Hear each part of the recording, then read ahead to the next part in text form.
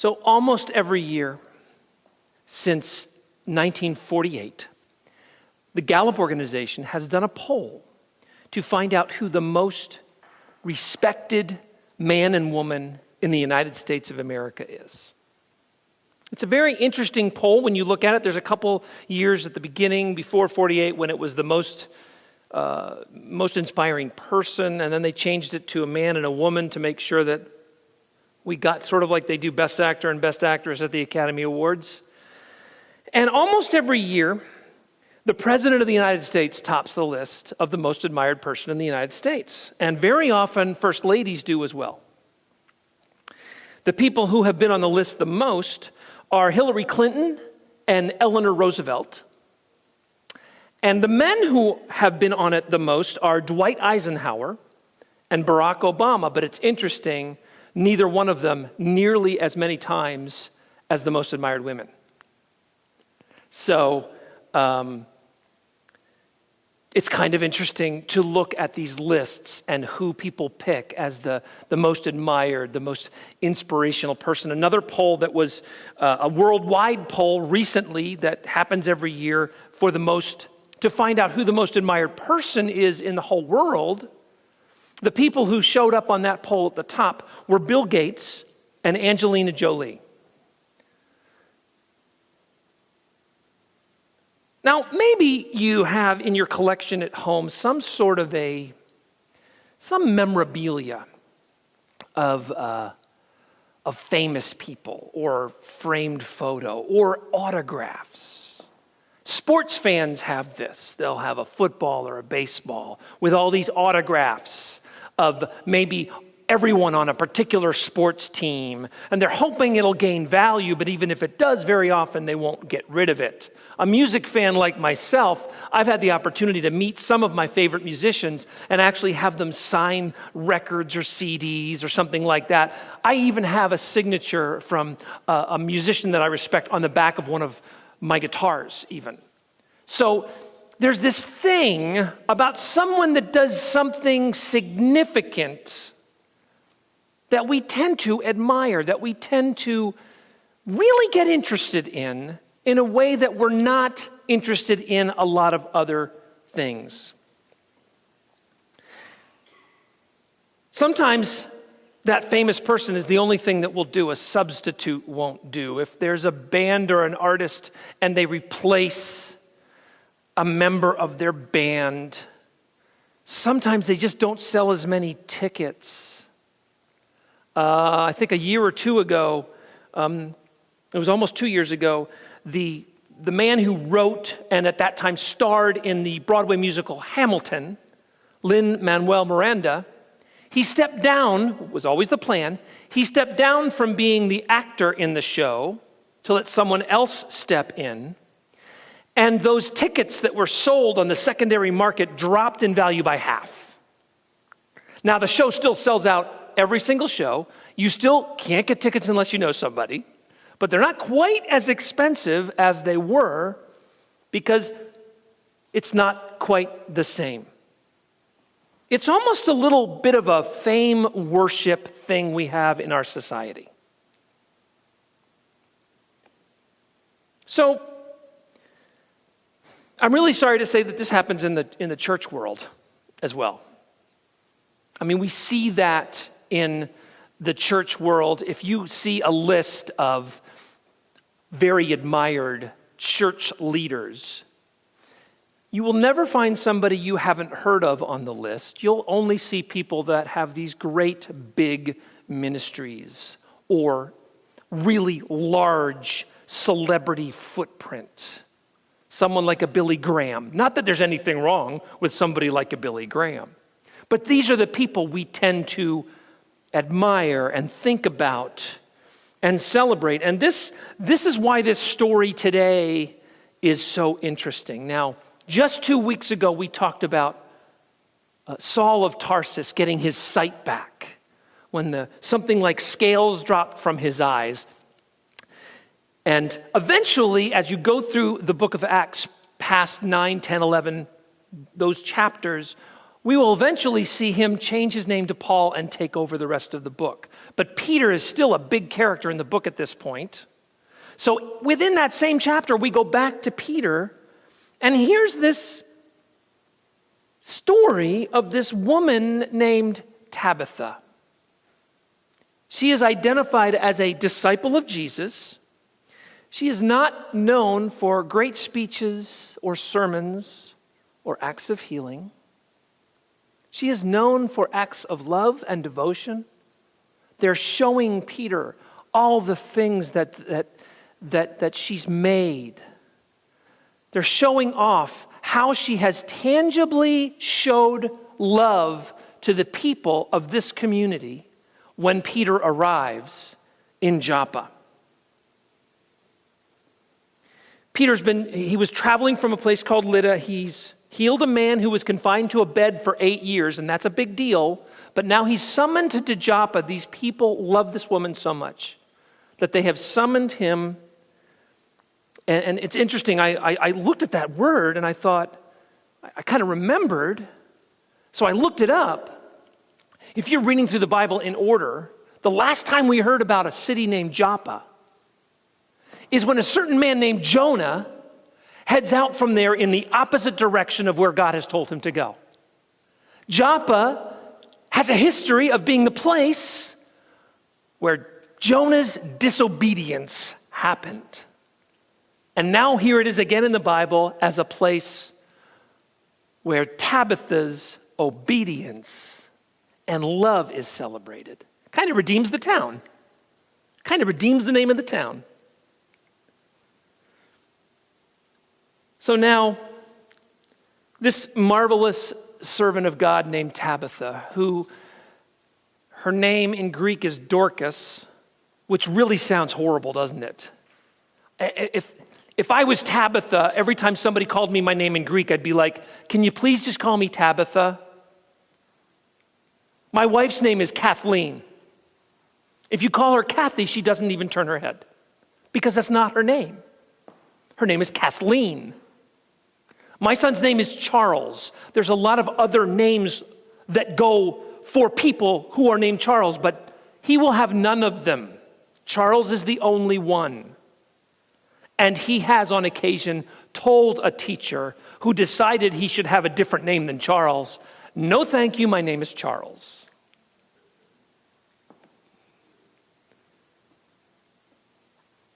We don't know a lot about Tabitha. We don't know if she's young or old. We will never hear about her again in the Bible after this episode. We only know that she's not interested in making a splash. We never hear her words. She is only interested in doing the things that show her love for the people of God. We live in a society that celebrates the big and boisterous and significant.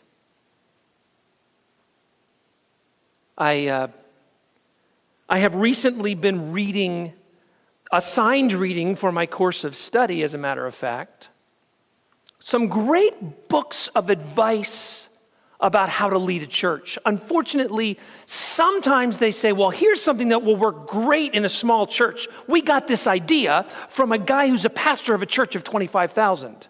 What? Because what happens is we start to think that these big numbers are what shows success. We start to think that a large influence in the world is what shows success.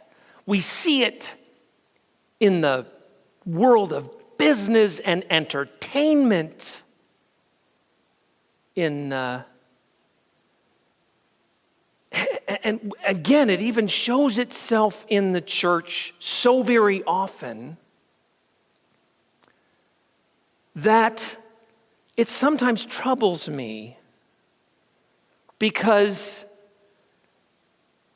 we miss the people like the Tabithas in our midst, who God is so crazy about that Peter is actually going to raise her from the dead through the power of God.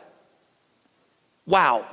Now, I want to remind you that there are multiple disciples and apostles of Jesus in the New Testament, and we hear about their deaths all the time. None of them got raised. They got dead, and they stayed dead. This is a little different. Oh, she has been so fabulous, Peter. You look at this quilt she made my family. Look at this thing that she did. Look at this tangible thing that I can show you that she did. Just one person doing something amazing in love for one person. Look at this. It's amazing. So I looked up on the internet. I thought, well, I don't know what, first of all, I don't remember what preachers did before they had the internet. They probably had more books. But I looked up and I thought, well, what about like most admired biblical characters? Maybe she's on one of those lists. Couldn't find her on any list. So I looked up a list of, here's some Bible characters you should have heard of but have never heard of. She's not on the list. Because she only gets a few verses, and the only thing in her life is her love for one person at a time. Something that looks so small because we have been trained in our society to think the only way to be significant in this world is if we have changed millions of lives, thousands of lives, if we have accomplished this, that, or the other thing. These standards of what is significant based on that, what I always like to call a footprint of influence, I want to just step back from that. And one of the reasons I do that is a few years ago, there was a particular business leader who was, there had been a biography and he had been in the news. He was not a political leader, so it doesn't matter who he was, but he was not a politician. But he was a business leader, and I started seeing some of my friends who are pastors and Christian leaders start to use quotes from this man and examples from his life in business or his accomplishments. We should be leading more like this guy, is what I started hearing. This is a man who abandoned a child, who treated his employees and the people in his company very often like garbage, was so demanding that people literally left his office in tears. And I remember saying to one friend, I don't want you to ever tell me a quote from this man again. I don't even want to hear it. I'm not interested in making some kind of influence or some kind of difference in the world the way that he did it. I want to be like Tabitha. I want to make a quilt for one person.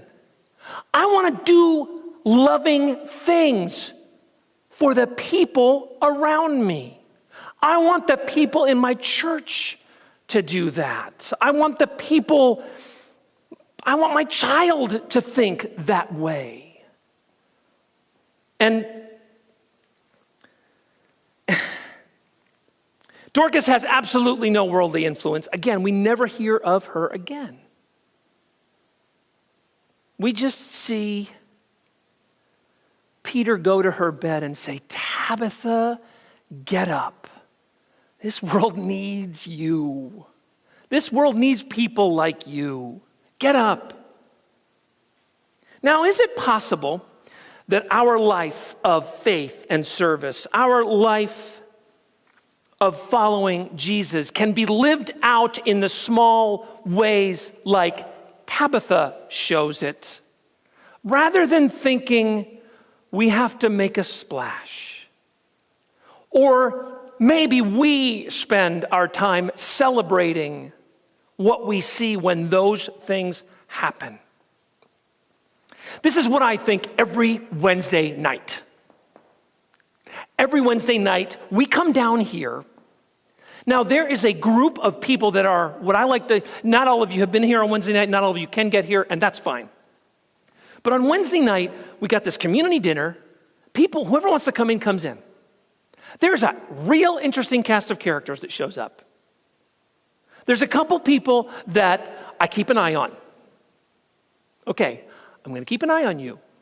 If I don't know where you are in the room, I'm going to be worried. And then there's a handful of folks, some of you here, who show up, and there you are, getting your hands dirty. Putting together the meal. Or even better, and I'm going to tell you, one day we're going to get to heaven. This is not in Scripture. This is my boneheaded theory, okay? But one day we're going to get to heaven, and somebody is going to have the nerve to ask, Jesus, I am really curious. Who was the greatest saint of God that ever lived? And they're going to be looking, oh, is it going to be St. Paul? Oh, maybe it's going to be Barnabas. He was a pretty big deal. Or Peter. Or maybe even like Mary Magdalene. Or maybe it's Billy Graham. Or that guy who had the TV show. You fill in the blank. And Jesus will say, I'm glad you asked. I want to introduce you guys to Marvin. Marvin. Or Maggie.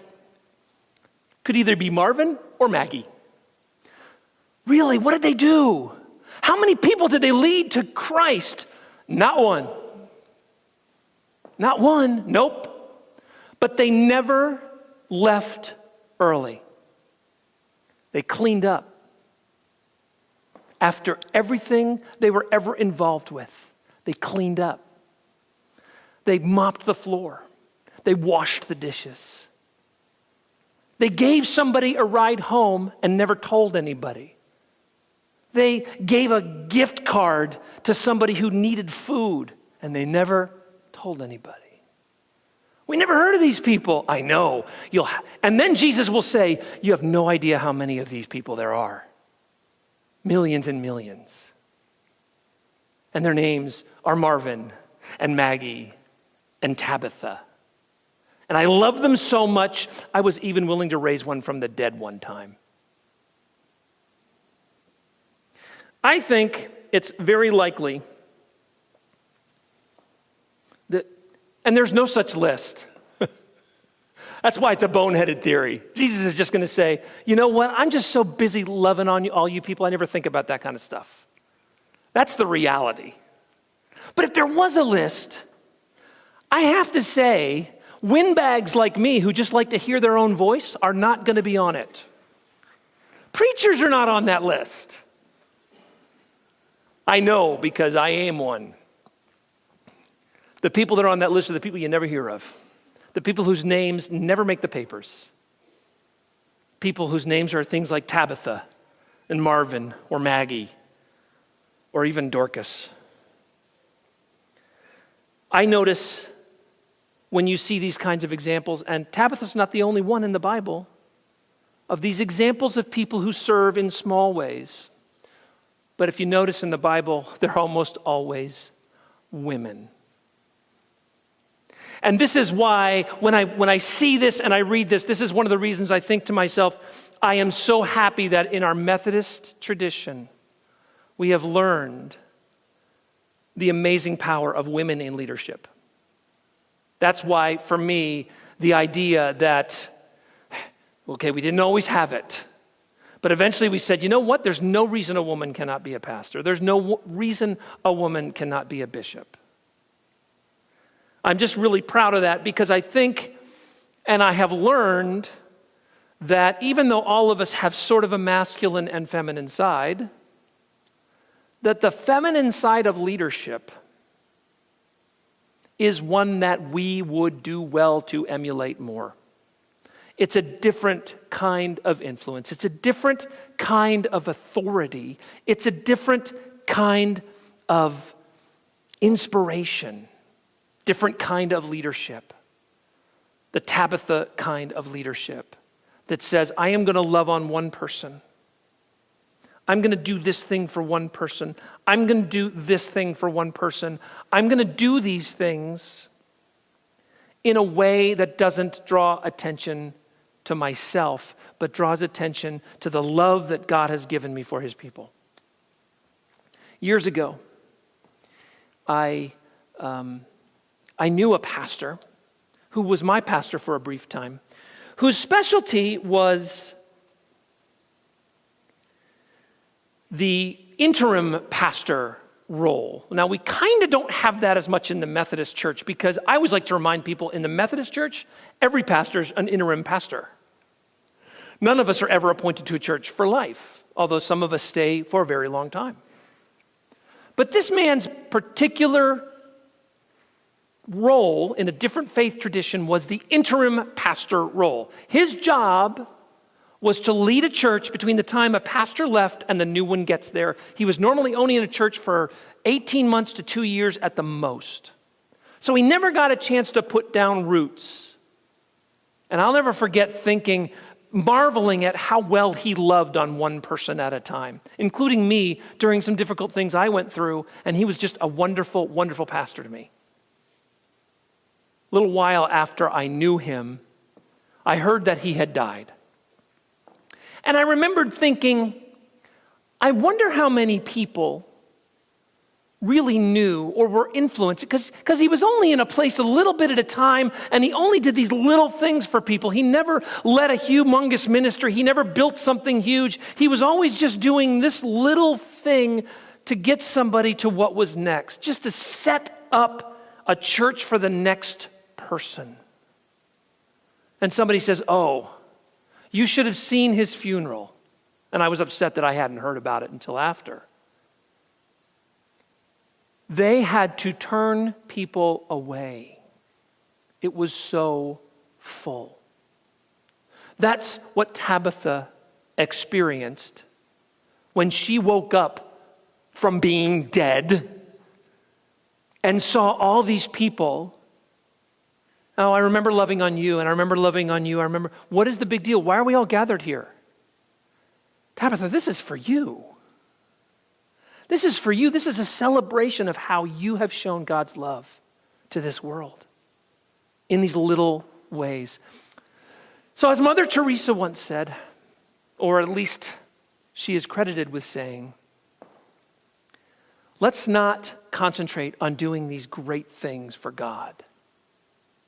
Let's do these small things to show God's love.